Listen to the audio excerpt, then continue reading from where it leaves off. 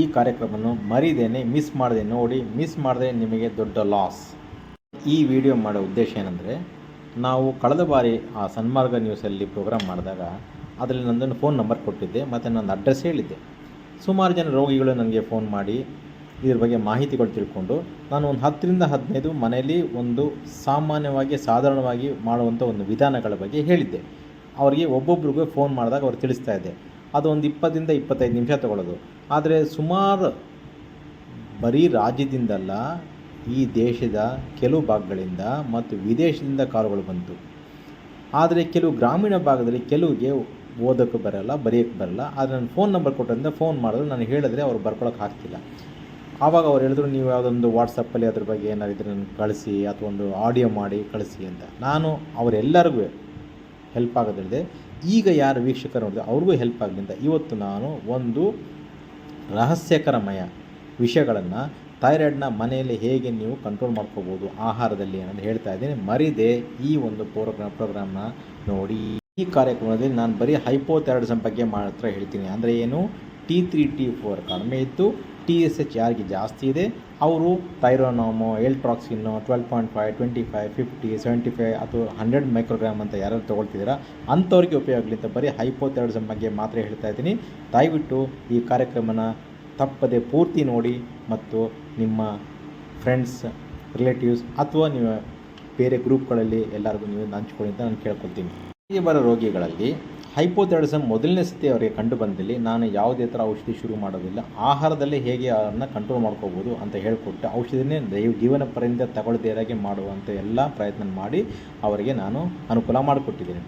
ಆದರೆ ಮೊದಲೇ ಅವ್ರು ಏನಾರು ಔಷಧಿ ತಗೊಳ್ತಿದ್ರೆ, ಬೇರೆ ವೈದ್ಯರು ತಗೊಳ್ತಿದ್ರೆ, ಅವ್ರು ನನ್ನ ಹತ್ರ ಬಂದಾಗ ತಗೊಳ್ತಿರುವ ಒಂದು ಔಷಧಿನ ಹೇಗೆ ಕಡಿಮೆ ಮಾಡಬಹುದು, ಆಹಾರದಿಂದ ಹೇಗೆ ಅದನ್ನು ನಿಯಂತ್ರಣ ಮಾಡ್ಬೋದು ಅಂತ ಹೇಳ್ಕೊಟ್ಟಿದ್ದೀನಿ.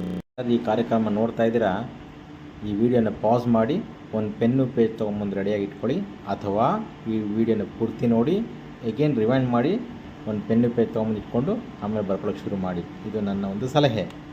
ಸಂದರ್ಭಗಳಲ್ಲಿ ಈ ಥೈರಾಯ್ಡ್ ಗ್ರಂಥಿ ಕೆಲಸ ಮಾಡೋದಿಲ್ಲ. ನಮ್ಮ ಭಾಷೆ ಹೇಳಬೇಕು ಅಂದರೆ ಅದು ಸೋಮಾರಿಯಾಗಿದೆ ಅಂತ. ಅದನ್ನು ಹೇಗೆ ಜಾಗೃತ ಮಾಡಬೇಕು, ಅದು ಆಹಾರದಿಂದ ನಾವು ಜಾಗೃತ ಮಾಡ್ಬೋದು. ಆದರೆ ಕೆಲವು ವೈದ್ಯರು ಅದಕ್ಕೆ ಸಡನ್ನಾಗಿ ಮದ್ದು ಹಾಕಿ ಇನಿಷಿಯಲ್ ಸ್ಟೇಜಲ್ಲಿ ಅದನ್ನ ಮಲಗಿರೋ ಹಾಗೇ ಮಾಡ್ತಾರೆ. ಅದಕ್ಕೆ ಅದು ಜೀವನ ಪರ್ಯಂತ ಕೆಲಸ ಮಾಡೋದಿಲ್ಲ. ಇದನ್ನು ಹೇಗೆ ಜಾಗೃತ ಮಾಡೋದು ಒಂದಾಗಿ ಹೇಳ್ತೀನಿ, ಬರ್ಕೊಳ್ತಾ ಹೋಗಿ. ಮೊದಲನೇದು, ನೀವು ಒಬ್ಬೊಬ್ಬರು ಒಂದೊಂದು ಟೈಮಲ್ಲಿ ಹೇಳ್ತಾ ಇರ್ತೀರ. ಒಬ್ಬರು 7 ಗಂಟೆಗೆ ಹೇಳ್ತೀರ, ಒಬ್ಬರು 6 ಗಂಟೆಗೆ ಹೇಳ್ತೀರ, ಒಬ್ಬರು 4 ಗಂಟೆಗೆ ಹೇಳ್ತೀರ, ಒಬ್ಬರು 8 ಗಂಟೆಗೆ ಹೇಳ್ತೀರ.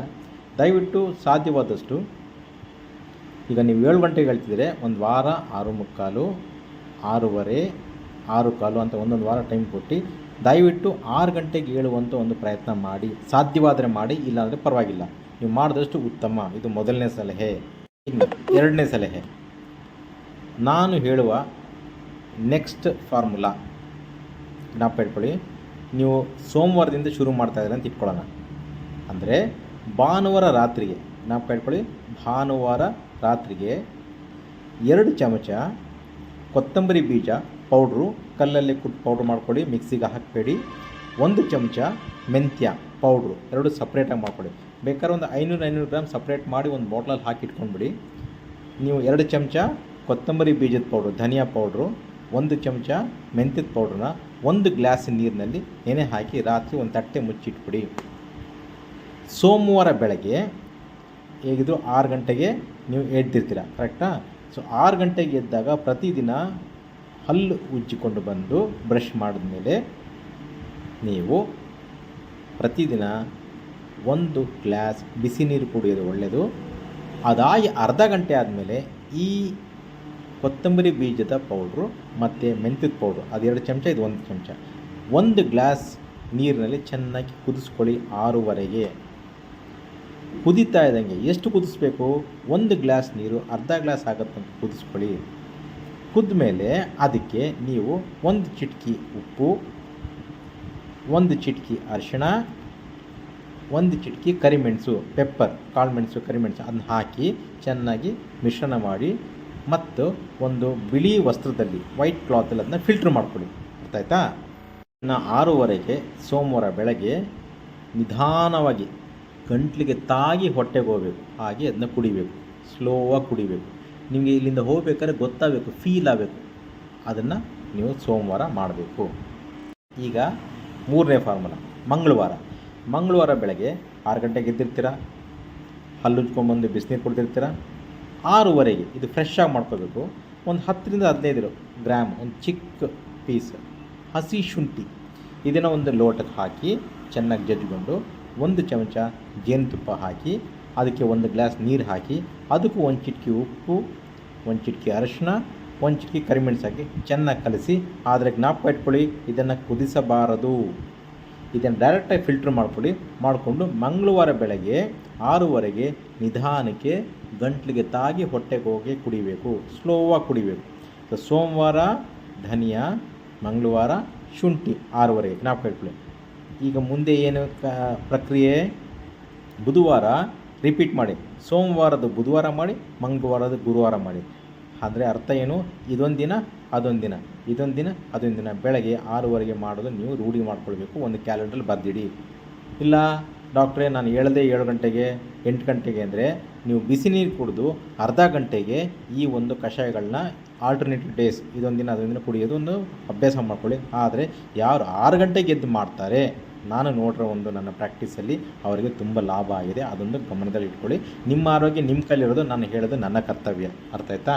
ಈಗ 4ನೇ ಫಾರ್ಮುಲಾ, ಸೋಮವಾರ ಬುಧವಾರ ಶುಕ್ರವಾರ 2 ಥರ ಸೊಪ್ಪಿನ ಪದಾರ್ಥ, ಸೊಪ್ಪಿನ ಪಲ್ಯ, ಸೊಪ್ಪಿನ ಸಾಂಬಾರು ಎಲ್ಲ ಥರ ಏನು ಸೊಪ್ಪುಗಳು ಬರುತ್ತೆ ಯೂಸ್ ಮಾಡಿ. ಯಾವುದನ್ನು ಯಾವುದನ್ನು ಯೂಸ್ ಮಾಡಬಾರ್ದು ಅಂದರೆ ಪಾಲಕ್ ಸೊಪ್ಪೊಂದು ಯೂಸ್ ಮಾಡೋದು ಬೇಡ, ಅದನ್ನು ಸ್ಟಾಪ್ ಮಾಡಿ. ಯಾಕೆ ಅಂತ ಆಮೇಲೆ ಹೇಳ್ತೀನಿ. ಆಮೇಲೆ ಮಂಗಳವಾರ ಗುರುವಾರ ಶನಿವಾರ 2 ಥರ ಹಣ್ಣುಗಳನ್ನ ಉಪಯೋಗಿಸಿ. ಮೋಸಂಬಿ, ದಾಳಿಂಬೆ, ಬಾಳೆಹಣ್ಣು, ಪೈನಾಪಲ್ಲು, ಪಪ್ಪಾಯ ಅಥವಾ ಸೀಬೆಹಣ್ಣು, ಇಷ್ಟರಲ್ಲಿ ಜಾಸ್ತಿ ಹಣ್ಣುಗಳಿದ್ದರೆ ಒಳ್ಳೆಯದು. ಬೇರೆ ಹಣ್ಣು ತಿನ್ನಬಾರ್ದು ಅಂತ ತಿನ್ಬೋದು, ಇವು ಆ ವಾರದಲ್ಲಿ ಜಾಸ್ತಿ ಇರೋ ಒಳ್ಳೆಯದು. ನಾನು ಈಗ ಹೇಳೋದೆಲ್ಲ ಒಂದು ವಾರಕ್ಕಾಗೋದು ಹೇಳ್ತೀನಿ. ಇದು ಎವ್ರಿ ವೀಕ್ನ ರಿಪೀಟ್ ಮಾಡ್ತಾ ಬನ್ನಿ, ಪ್ರತಿ ವಾರ ಅದನ್ನ ರಿಪೀಟ್ ಮಾಡಿ. ಗೊತ್ತಾಯ್ತಾ? ರಾತ್ರಿಗೆ ಒಂದು ದಿನ ಬಿಟ್ಟು ಒಂದು ದಿನ ಒಂದು 10ರಿಂದ 15 ಹಸಿ ಕರಿಬೇವಿನ ಸೊಪ್ಪಿನ ಎಲೆಗಳು ತಗೊಂಡು ಅದನ್ನು ನೀವು ಇದನ್ನು ಬೇಕಾದ್ರೆ ಮಿಕ್ಸಿಗೆ ಹಾಕಿ ಚಟ್ನಿ ಥರ ಪೇಸ್ಟ್, ಸ್ವಲ್ಪ ನೀರು ಹಾಕಿ ಚಟ್ನಿ ಥರ ಪೇಸ್ಟ್ ಮಾಡಿಕೊಂಡು ಅದಕ್ಕೆ 1 ಗ್ಲಾಸ್ ಹಾಲು ಹಾಕಿ, 10ರಿಂದ 15 ಕರಿಬೇವಿನ ಸೊಪ್ಪಿನ ಎಲೆ ಅದನ್ನು ಮಿಕ್ಸಿಗೆ ಹಾಕಿ ಚೆನ್ನಾಗಿ ವಾಶ್ ಮಾಡಿ ಮಿಕ್ಸಿಗೆ ಹಾಕಿ ಅದನ್ನು ಚಟ್ನಿ ಥರ ಪೇಸ್ಟ್ ಮಾಡಿಕೊಂಡು 1 ಗ್ಲಾಸ್ ಹಾಲು ಹಾಕಿ ಆ ಮಿಕ್ಸಿಯಿಂದ ನೀವು ಒಂದು ಪಾತ್ರೆಗೆ ಇದನ್ನು ಬಗ್ಗಿಸ್ಕೊಂಡು ಇದನ್ನು ಏನು ಮಾಡಬೇಕು, ಚೆನ್ನಾಗಿ ಕುದಿಸ್ಬೇಕು. ಕುದೀತಾ ಇದ್ದಂಗೆ ರುಚಿಗೆ ತಕ್ಕಂತೆ ಬೆಲ್ಲ ಹಾಕಿ ಅದಕ್ಕೂ 1 ಚಿಟಿಕೆ ಉಪ್ಪು, ಅರಿಶಿನ ಮತ್ತು ಕರಿಮೆಣಸನ್ನು ಹಾಕಿ ಚೆನ್ನಾಗಿ ಕಲಿಸಿ. ಆಮೇಲೆ ಇದನ್ನು ನೀವು ಒಂದು ಬಟ್ಟೆಯಲ್ಲಿ ಫಿಲ್ಟ್ರ್ ಮಾಡಿಕೊಂಡು ರಾತ್ರಿ ಊಟ ಆಗಿ ಮಲ್ಕೊಳ್ಳೋಕ್ಕೆ ಅರ್ಧ ಗಂಟೆ ಮುಂಚೆ ಇದನ್ನು 1 ದಿನ ಬಿಟ್ಟು 1 ದಿನ ಕುಡಿಬೇಕು. ಸೋಮವಾರ ಬುಧವಾರ ಶುಕ್ರವಾರ ಭಾನುವಾರ ಹಾಗೆ ಒಂದೊಂದು ದಿನ ಬಿಟ್ಟು ಕುಡಿಬೇಕು. ಒಂದು ಮಾತು ಜ್ಞಾಪಕ ಇಟ್ಕೊಳ್ಳಿ, ಇದು ಮುಂಚೆನೇ ಯಾರಿಗಾರೋ ಶುಗರ್ ಇದ್ದರೆ, ಡಯಾಬಿಟಿಸ್ ಇದ್ದರೆ, ನಾವು ಈ ಶುಂಠಿ ಏನು ಹೇಳಿದ್ದೀವಿ ಆ ವಿಚಾರದಲ್ಲಿ ನೀವು ಜೇನುತುಪ್ಪ ಹಾಕಬಾರದು. ಮತ್ತು ಈ ವಿಚಾರದಲ್ಲಿ ಕರ್ಬೇವಿನ ಸೊಪ್ಪು ವಿಚಾರದಲ್ಲಿ ನೀವು ಬೆಲ್ಲ ಹಾಕಬಾರದು. ಇದು ಡಯಾಬಿಟಿಸ್ ಇದ್ದವರಿಗೆ ಬೇಡ. ನೀವು ಖಾಲಿ ಇಲ್ಲಿ ನೀರು ಹಾಕ್ಕೊಳ್ಳಿ. ಮತ್ತು ಈ ಥೈರಾಯ್ಡ್ ಗ್ರಂಥಿಗೆ ಹಾನಿ ಉಂಟು ಮಾಡುವ ಒಂದು ರಾಸಾಯನಿಕ ದ್ರವ ನಿಮ್ಮ ಆಹಾರದಲ್ಲಿ ಅಥವಾ ನೀವು ಯೂಸ್ ಮಾಡುವ ಒಂದು ತರಕಾರಿ ಹಣ್ಣುಗಳಲ್ಲಿ ಇರುವಂಥ ಒಂದು ಸಾಧ್ಯತೆ ಇದೆ. ಅದು ಯಾವುದಂದರೆ ನಾವು ಅದಕ್ಕೆ ಹೇಳ್ತೀವಿ ಗಾಯ್ಟ್ರೋಜನ್ಸ್ ಅಂತ ಹೇಳ್ತೀವಿ. ಯಾವ್ಯಾವ ತರಕಾರಿಗಳು ನೀವು ತೆಗೆದುಕೊಳ್ಳಬಾರದು ಅಂತಂದರೆ ಹೂಕೋಸು, ಎಲೆಕೋಸು, ನವಿಲುಕೋಸು, ಜ್ಞಾಪಕಟ್ಕೊಳ್ಳಿ, ಹೂಕೋಸು, ಎಲೆಕೋಸು, ನವಿಲುಕೋಸು, ಸೋಯಾ, ಆಲೂಗೆಡ್ಡೆ, ಮೂಲಂಗಿ ಮತ್ತು ಪಾಲಕು ಇಷ್ಟನ್ನು ನೀವು ತೆಗೆದುಕೊಳ್ಳಬಾರದು. ಇದು ನಿಷಿದ್ಧ. ನಾನು ಮೊದಲೇ ಹೇಳಿದಾಗೆ ಚಪಾತಿ ಮತ್ತು ಮೈದಾನ ನಿಲ್ಲಿಸಿಬಿಡಿ. ಖಾಲಿ ಹೊಟ್ಟೆಗೆ ಕಾಫಿ ಟೀ ತೆಗೆದುಕೊಳ್ಬೇಡಿ. ರಾತ್ರಿ ಹೊತ್ತು ಮೊಸರನ್ನ ತೆಗೆದುಕೊಳ್ಬೇಡಿ.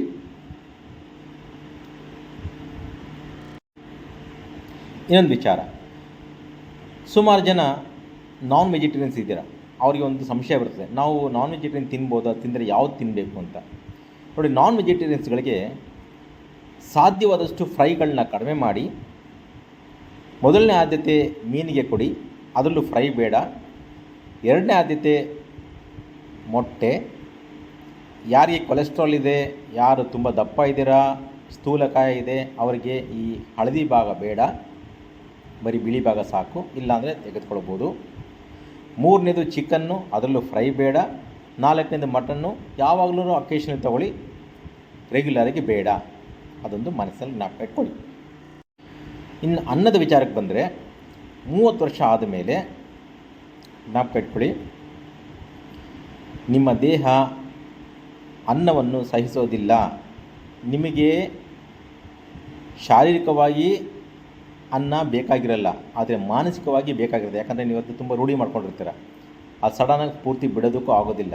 ಅದಕ್ಕೆ ಒಂದು ಕೆಲಸ ಮಾಡಿ, ನಿಮಗೆ ತೂಕನೂ ಕಮ್ಮಿ ಆಗಬೇಕು, ಥೈರಾಯ್ಡ್ ಕಂಟ್ರೋಲ್ ಬರಬೇಕು ಅಂತಂದರೆ ನೀವು ತೆಗೆದುಕೊಳ್ಳುವ ಅನ್ನದ ಪ್ರಮಾಣದಲ್ಲಿ 30% ಕಡಿಮೆ ಮಾಡಿ, ಅದರ ಬದಲು ರಾತ್ರಿಗೆ ಒಂದು 4ರಿಂದ 5 ಚಮಚ ಬಟಾಣಿನ ನೀರಿನಲ್ಲಿ ನೆನೆ ಹಾಕಿ ಅದಕ್ಕೊಂದು ತಟ್ಟೆ ಮುಚ್ಚಿಟ್ಬಿಡಿ. ಬೆಳಗ್ಗೆ ಅದನ್ನು ಚೆನ್ನಾಗಿ ಕುದಿಸ್ಕೊಳ್ಳಿ. ಅದಕ್ಕೆ 2ರಿಂದ 3 ಕ್ಯಾರೆಟ್ ಪೀಸ್ಗಳು, 4ರಿಂದ 5 ಬೀನ್ಸ್ ಪೀಸ್ಗಳು ಹಾಕಿ ಚೆನ್ನಾಗಿ ಅದನ್ನು ಬೇಯಿಸ್ಕೊಳ್ಳಿ. ಆಮೇಲೆ ಅದರಿಂದ ನೀರನ್ನ ಸಪ್ರೇಟ್ ಮಾಡಿ, ಈ ನಿಮಗೆ ಸಿಕ್ಕಿರುವಂಥ ತರಕಾರಿ ಇದೆಯಲ್ಲ, ಬೆಂದಿರೋ ತರಕಾರಿ, ಇದನ್ನು ಒಂದು ಅರ್ಧ ಚಮಚ ತುಪ್ಪದಲ್ಲಿ ಹುರ್ಕೊಳ್ಳಿ. ಹುರಿತಾ ಅದಕ್ಕೂ ಆ ತ್ರಿಮೂರ್ತಿ ಹಾಕಿ, ಯಾವುದು ಉಪ್ಪು, 1 ಚಿಟಿಕೆ ಕರಿಮೆಣಸು ಮತ್ತು ಅರಿಶಿಣ, ಬ್ರಹ್ಮ ವಿಷ್ಣು ಮಹೇಶ್ವರ, ಇದನ್ನು ಹಾಕಿ ಸ್ವಲ್ಪ ಫ್ರೈ ಮಾಡ್ಕೊಳ್ಳಿ. ಈ ಸಪ್ರೇಟ್ ಮಾಡಿದರೆ ನೀರು, ಅದಕ್ಕೂ ನೀವು 1 ಚಿಟಿಕೆ ಉಪ್ಪು, ಅರಿಶಿಣ, ಕರಿಮೆಣಸು ಹಾಕ್ಕೊಳ್ಳಿ. ಏನು 30% ನೀವು ಅನ್ನ ಕಮ್ಮಿ ಮಾಡಿದ್ದೀರಾ, ಆ ಜಾಗಕ್ಕೆ ಇದನ್ನು ಐದರ ಮಧ್ಯಾಹ್ನ ಅಥವಾ ರಾತ್ರಿ ಇದನ್ನು ವಾರಕ್ಕೆ 3 ದಿನ ಯೂಸ್ ಮಾಡಿದ್ರೆ ನಿಮಗೆ ತುಂಬ ಒಳ್ಳೆಯದು. ತುಂಬ ಸ್ವಾಭಾವಿಕವಾಗಿ ನಿಮ್ಮ ಥೈರಾಯ್ಡ್ ಹಾರ್ಮೋನು ಲೆವೆಲ್ ನಾರ್ಮಲ್ ಆಗ್ತಾ ಬರ್ತದೆ. ನನಗೆ ಬಂದಿರೋಂಥ ರೋಗಿಗಳಲ್ಲಿ ಸುಮಾರು ಜನ ಈಗ ಥೈರಾಯ್ಡ್ ಸಮಸ್ಯೆಗೆ, ಹೈಪೋಥೈರಾಯ್ಡಿಸಮ್ಗೆ ಮಾತ್ರೆ ಇಲ್ಲದೇ ಆಹಾರದಲ್ಲೇ ಅವರ ಥೈರಾಯ್ಡನ್ನ ಕಂಟ್ರೋಲ್ ಮಾಡ್ಕೊಂಡಿದ್ದಾರೆ. 6 ತಿಂಗಳಿಗೆ ಒಂದು ಸತಿ ಅಥವಾ 1 ವರ್ಷಕ್ಕೆ ಒಂದು ಸತಿ ಚೆಕ್ ಮಾಡಿಸ್ತಾರೆ, ನನಗೆ ರಿಪೋರ್ಟ್ ಕೊಡ್ತಾರೆ. ನಿಮಗೆ ಪ್ರಶ್ನೆ ಉದ್ಭವ ಆಗ್ಬೋದು, ನೀವು ಈ ಥರ ಆಹಾರದಲ್ಲಿ ಟ್ರೀಟ್ಮೆಂಟ್ ಕೊಡೋದ್ರಿಂದ ನನಗೆ ಪೇಷಂಟ್ ಕಮ್ಮಿ ಆಗ್ತಾರಲ್ವಾ? ಹೌದು, ನನಗೆ ಕಮ್ಮಿ ಆದರೂ ಪರವಾಗಿಲ್ಲ. ನಿಮ್ಮ ಆರೋಗ್ಯ ಮುಖ್ಯ. ನಿಮಗೆ ಆರೋಗ್ಯ ಸಿಕ್ಕಿದರೆ ನೀವು ಇನ್ನೊಂದು 4 ಜನ ರೋಗಿಗೆ ನೀವು ಹೇಳ್ತೀರಾ, ಅದು ನನಗೆ ಬೇಕಾಗಿದ್ದು ಹೊರತು ನೀವು ಲೈಫ್ ಲಾಂಗ್ ಮಾತ್ರೆ ತೆಗೆದುಕೊಂಡು ರೋಗಿಗಳಾಗುವುದು ನನಗೆ ಇಷ್ಟವಿಲ್ಲ. ನನ್ನ ಯಾವುದೇ ಪೇಷಂಟ್ ಆದರೆ, ಇಲ್ಲಿ ಬೇಕಾದ್ರೆ ಕಾಮೆಂಟ್ ಬಾಕ್ಸಲ್ಲಿ ನೋಡ್ತೀವಿ, ಸುಮಾರು ಜನ ನನ್ನ ಪೇಷಂಟ್ ಕಾಮೆಂಟ್ ಮಾಡ್ತಾರೆ, ಅವ್ರು ಕೇಳಿ ನೋಡ್ಬೋದು. ನನಗೆ ಯಾರು ಪೇಷಂಟ್ ಬರ್ತಾರೆ ಅವರಿಗೆ ನನ್ನ ಕ್ಲಿನಿಕಲ್ಲಿ ಕೂರಿಸ್ಕೊಂಡು ನೋಟ್ಸ್ ಬರೆಸ್ತೀನಿ. ತುಂಬ ಅಗತ್ಯವಿದ್ದರೆ ಮಾತ್ರ ನಾನು ಅವರಿಗೆ ಒಂದು ಮಾತ್ರೆ ಹಾಕ್ತೀನಿ ಹೊರತು, ಇಲ್ಲ ಅಂದರೆ 95% ನಾನು ಅವರಿಗೆ ಮಾತ್ರೆಯನ್ನು ಕೊಡೋದಿಲ್ಲ. ಇರೋ ಮಾತ್ರೆನ ನಿಲ್ಲಿಸಬೇಕು ಅಥವಾ ಸಾಧ್ಯವಾದಷ್ಟು ಕಡಿಮೆ ಮಾಡಬೇಕು ಹೊರತು ಮಾತ್ರೆಗಳನ್ನ ಜಾಸ್ತಿ ಮಾಡಬಾರದು. ಅದೇ ನನ್ನ ಉದ್ದೇಶ, ಇದೇ ನನ್ನ ಚಿಕಿತ್ಸಾ ವಿಧಾನ. ವಾರಕ್ಕೆ ಒಮ್ಮೆ ನೀವು ABCD ಜ್ಯೂಸ್ ಅಂತ ಮಾಡ್ಕೊಳ್ಳಿ. A ಅಂದರೆ ಒಂದು ಆ್ಯಪಲ್, B ಅಂತಂದರೆ ಬೀಟ್ರೂಟ್, ಪೂರ್ತಿ ಬೇಡ, ಒಂದು 1/4 ಭಾಗ ತಗೊಳ್ಳಿ. C ಅಂದರೆ ಒಂದು ಕ್ಯಾರೆಟ್, ಆ್ಯಂಡ್ D ಅಂದರೆ ಇಲ್ಲಿ ನಾನು ಈ ಒಂದು ನಿಮೋನಿಕ್ಗೆ ಹಿಡ್ತಾ ಇದ್ದೀನಿ. ABCD ಅಂದರೆ D ಅಂದರೆ ಇಲ್ಲಿ ದಾಳಿಂಬೆ ತಿಳ್ಕೊಳ್ಳೋಣ, ಯಾಕಂದರೆ ಪೊಮಗ್ರಾನೇಟ್ ಅಂತ ಹೇಳ್ತೀವಿ ನಾವು, ಆದರೆ ಇಲ್ಲಿ ನೀವು ದಾಳಿಂಬೆ ತಿಳಿ. ಸೊ ನಿಮ್ಗೆ ಈಸಿಯಾಗಿ ಜ್ಞಾಪಕ ಬರಲಿಂದ ABCD ಇದನ್ನೆಲ್ಲ ಮಿಕ್ಸ್ ಮಾಡಿ. ಶುಗರ್ ಇಲ್ಲದೇ ಇರೋರು ಇದನ್ನು ಬೆಲ್ಲ ಹಾಕಿ ಕುಡಿಬೋದು, ಜ್ಯೂಸ್ ಮಾಡಿ. ಶುಗರ್ ಇದ್ದವರು ಬೆಲ್ಲವಿಲ್ಲದೆ ನೀವು ಇದನ್ನು ಕುಡಿಬೇಕು, ವಾರಕ್ಕೆ 1 ದಿನ ಕುಡಿಬೇಕು. ಇದರಿಂದ ಥೈರಾಯ್ಡ್ ಗ್ಲ್ಯಾಂಡ್ಗೆ ತುಂಬ ಉತ್ತೇಜನಕರ ಒಂದು ಸಾರಾಂಶಗಳಿದೆ, ಇದರಲ್ಲಿ ಜ್ಞಾಪಕ ಇಟ್ಕೊಳ್ಳಿ. ಮುಂದಿನ ಕಾರ್ಯಕ್ರಮದಲ್ಲಿ ನಾನು ನಿಮಗೆ ಈ ಕಾರ್ಯಕ್ರಮದಲ್ಲಿ ನಿಮಗೆ ಯಾವುದರ ಒಂದು ಸಂಶಯ, ಅನುಮಾನ ಇದ್ದಲ್ಲಿ, ಯಾವುದರ ಒಂದು ನಿಮಗೆ ಸಲಹೆ ಬೇಕಾದಲ್ಲಿ ಅದರ ಬಗ್ಗೆ ನಾನು ಮುಂದಿನ ಕಾರ್ಯಕ್ರಮ ತಿಳಿಸ್ಕೊಡ್ತೀನಿ. ಅಲ್ಲಿವರೆಗೂ ನೀವು ವೆಯ್ಟ್ ಮಾಡಬೇಕಾಗುತ್ತೆ. ಬೆಳಗ್ಗೆ ಹೊತ್ತು ಯಾರ್ದಾರೋ ಖಾಲಿ ಹೊಟ್ಟೆಗೆ ಕಾಫಿ ಟೀ ಕುಡಿಯೋ ಅಭ್ಯಾಸವಿದ್ದರೆ ಅದನ್ನು ನಿಲ್ಲಿಸಿ. ಖಾಲಿ ಹೊಟ್ಟೆ ಕುಡಿಬೇಡಿ. ನಿಮ್ಗೆ ಅಭ್ಯಾಸ ಆಗಿದ್ದರೆ ತಿಂಡಿ ಆದಮೇಲೆ ಅಥವಾ ಹೊಟ್ಟೆಯಲ್ಲಿ ಏನಾದ್ರು ಇರಬೇಕು, ಅದಾದಮೇಲೆ ಕುಡೀರಿ. ಖಾಲಿ ಹೊಟ್ಟೆಗೆ coffee tea ಕುಡಿಬೇಡಿ.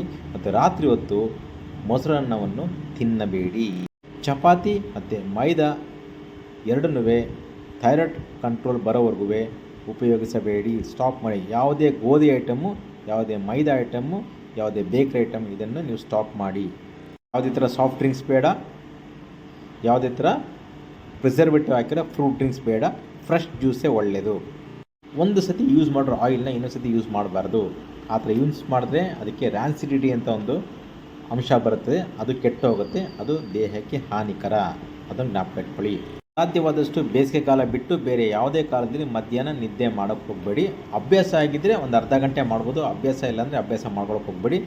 Accept on summer days, ಬೇಸಿಗೆಗಾಲದಲ್ಲಿ ಬಿಟ್ಟು ಬೇರೆ ಕಾಲದಲ್ಲಿ ಮಧ್ಯಾಹ್ನ ನಿದ್ದೆ ಮಾಡುವುದನ್ನು ದಯವಿಟ್ಟು ಕಮ್ಮಿ ಮಾಡಿ, ಇಲ್ಲಾಂದರೆ ನಿಲ್ಲಿಸ್ಬಿಡಿ. ಚಿಕ್ಕ ವ್ಯಾಯಾಮ ಹೇಳ್ಕೊಡ್ತೀನಿ, ಥೈರಾಯ್ಡ್ನವ್ರಿಗೆ ಮಾತ್ರ ಇದು ಜ್ಞಾಪಕ ಇಟ್ಕೊಳ್ಳಿ.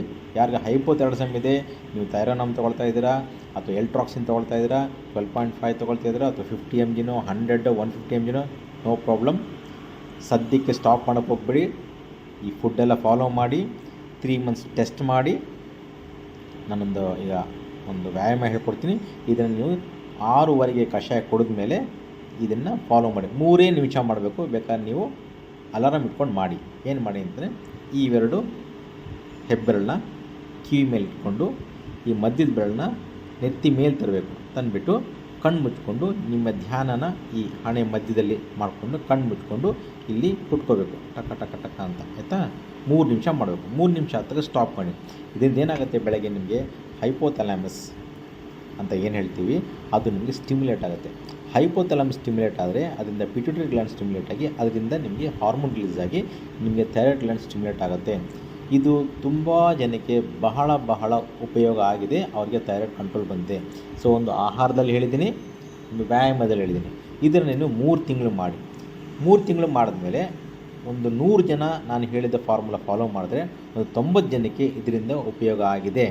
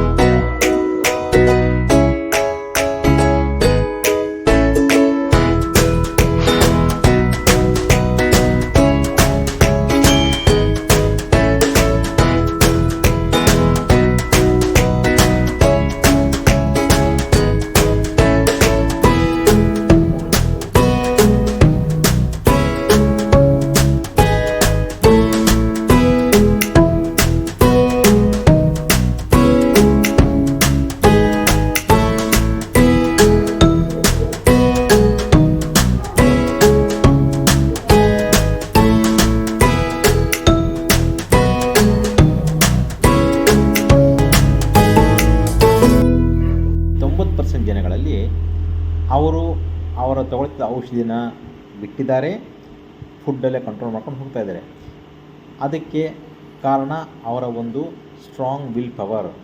ಅವ್ರಿಗೆ ಈಗ ಮಾಡಲೇಬೇಕು ಅಂತ ಅವ್ರಿಗೆ ಒಂದು ವಿಲ್ ಪವರ್ ಇತ್ತು, ಅಂದರೆ ಅವರಿಗೆ ಒಂದು ಗುರಿ ಇತ್ತು, ಅದರಿಂದ ಅವರಿಗೆ ಸಾಧ್ಯವಾಗಿದೆ. ಇನ್ನು 10% ಜನಕ್ಕೆ ಒಂದು 50% ಕಂಟ್ರೋಲ್ ಬಂದಿದೆ. ಯಾಕೆ ಪೂರ್ತಿ ಬರಲಿಲ್ಲ ಅಂದರೆ ಅವ್ರಿಗೆ ಬೇರೆ ರೋಗಗಳು ಜೊತೆಗಿತ್ತು, ಶುಗರು, ಬ್ಲಡ್ ಪ್ರೆಷರು ಅಥವಾ ಇನ್ಯಾವ ಥರ ಒಂದು ಮುಟ್ಟಿಗೆ ಸಂಬಂಧಪಟ್ಟ ಕಾಯಿಲೆಗಳಿತ್ತು. ಆದ್ದರಿಂದ ಅವರಿಗೆ 50% ಕಂಟ್ರೋಲ್ ಬಂದಿರಲಿಲ್ಲ. ಆದರೆ ಅದಕ್ಕೂ ಏನು ಮಾಡಬೇಕು ಅಂತ ಮುಂದಿನ ನಾನು ವೀಡಿಯೋದಲ್ಲಿ ತಿಳಿಸ್ಕೊಡ್ತೀನಿ. ನಿಮಗೆ ಅದ್ರ ಬಗ್ಗೆ ಏನಾದರೂ ಸಂಶಯ ಇದ್ದರೆ ನನಗೆ ಕಾಮೆಂಟ್ ಬಾಕ್ಸಲ್ಲಿ ತಿಳಿಸಿ. ನಾನು ಫೋನ್ ನಂಬರ್ ಕೊಟ್ಟಿರ್ತೀನಿ, ನೀವು ನನಗೆ ಕಾಂಟ್ಯಾಕ್ಟ್ ಮಾಡ್ಬೋದು.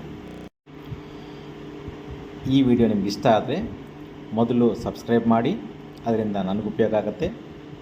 ನಿಮ್ಗೆ ಇಷ್ಟ ಆಗಿದೆ ಅಂತ ನನಗೆ ಗೊತ್ತಾಗಬೇಕು ಅಂತ ಲೈಕ್ ಮಾಡಿ. ನಿಮಗೆ ಏನಾರು ಈ ರೋಗ ಇದ್ದರೆ ಇದರಿಂದ ಲಾಭ ಪಡ್ಕೊಳ್ಳಿ. ಇಲ್ಲ ನಿಮಗೆ ಗೊತ್ತಿರೋರು, ನಿಮ್ಮ ಸಂಬಂಧಿಕರು, ನಿಮ್ಮ ಸ್ನೇಹಿತರು ಅಥವಾ ನಿಮಗೆ ಯಾವುದೋ ಗ್ರೂಪ್ಸಲ್ಲಿ ಗೊತ್ತಿರೋ ಯಾರು ಇದ್ದರೆ, ನಿಮ್ಮ ಅಕ್ಕಪಕ್ಕ ಯಾರು ಇದ್ದರೆ, ಮನೆ ಹತ್ರ ಈ ಕಾರ್ಯದಿಂದ ಬಳಲ್ತಾ ಇದ್ದರೆ ಅವ್ರಿಗೆ ಶೇರ್ ಮಾಡಿ. ಹೆಚ್ಚು ಗ್ರೂಪಿಗೆ ಶೇರ್ ಮಾಡಿ. ಸಬ್ಸ್ಕ್ರೈಬ್ ಮಾಡೋದ್ರಿಂದ ನನಗೆ ಪ್ರೋತ್ಸಾಹ ಸಿಗುತ್ತೆ. ಮುಂದಿನ ಯಾವ ರೋಗದ ಬಗ್ಗೆ ನಿಮಗೆ ಮಾಹಿತಿ ಬೇಕು, ಅದಕ್ಕೆ ಮನೇಲೆ ಏನು ಮಾಡ್ಕೋಬೋದು, ನಿಮ್ಮ ಮಾತ್ರೆ ಬಿಡುವುದಕ್ಕೆ ಎಂತೆಂಥ ಒಂದು ಉಪಾಯಗಳು ಬೇಕು ಅನ್ನೋದು ನನಗೆ ಕಾಮೆಂಟ್ ಬಾಕ್ಸಲ್ಲಿ ತಿಳಿಸಿ. ನಾನು ಬಂದು ಅದ್ರ ಬಗ್ಗೆ ನಿಮಗೆ ಇನ್ನೊಂದು ವೀಡಿಯೋ ಮಾಡ್ತೀನಿ. ಈ ಚಾನಲಲ್ಲಿ ಬರೀ ಆರೋಗ್ಯಕ್ಕೆ ಮಾತ್ರ ಸಂಬಂಧಪಟ್ಟದಲ್ಲದೇ ಬೇರೆ ಒಂದು ವಿಷಯಗಳನ್ನು ನಾನು ಹಂಚ್ಕೊಳ್ಳೋಕ್ಕೆ ಇಷ್ಟಪಡ್ತೀನಿ. ಅದು ರಾಜಕೀಯ ಆಗಿರ್ಬೋದು, ಅದು ಕ್ರೀಡೆ ಆಗಿರ್ಬೋದು, ಅದು ಸಿನಿಮಾ ಆಗಿರ್ಬೋದು. ಇವಾಗ ನಡೀತಾ ಇರೋ ವಿದ್ಯಮಾನದಲ್ಲಿ ಏನು ಒಂದು ಆಸಕ್ತಿ ಇರೋ ಒಂದು ವಿಷಯಗಳಿದೆ, ಅದನ್ನ ಹಂಚ್ಕೊಳ್ಳೋಕ್ಕೆ ಇಷ್ಟಪಡ್ತೀನಿ. ಇವತ್ತು ಒಂದು ಸಂಗತಿ ಹೇಳ್ತೀನಿ, ಇವತ್ತಿನ ವೀಡಿಯೋ ಮುಗಿಸ್ತೀನಿ. ಮುಂದಿನ ವೀಡಿಯೋಯಿಂದ ನಾನು ಬೇರೆ ವಿಷಯನೂ ತರ್ತೀನಿ. ಜೊತೆಗೆ ಆರೋಗ್ಯದ ಬಗ್ಗೆ ನಿಮಗೆ ವಿಷಯ ತಿಳಿಸ್ಕೊಡ್ತೀನಿ. ಇದು ನಿಮಗೆ ಹೇಗೆ ಅನಿಸ್ತು ಅಂತ ನಮಗೊಂದು ವಿಷಯದಲ್ಲಿ ತಿಳಿಸಿ.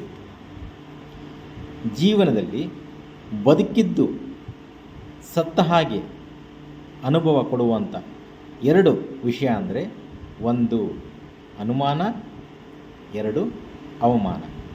ಮತ್ತೆ ಭೇಟಿಯಾಗೋಣ. ನಮಸ್ಕಾರ.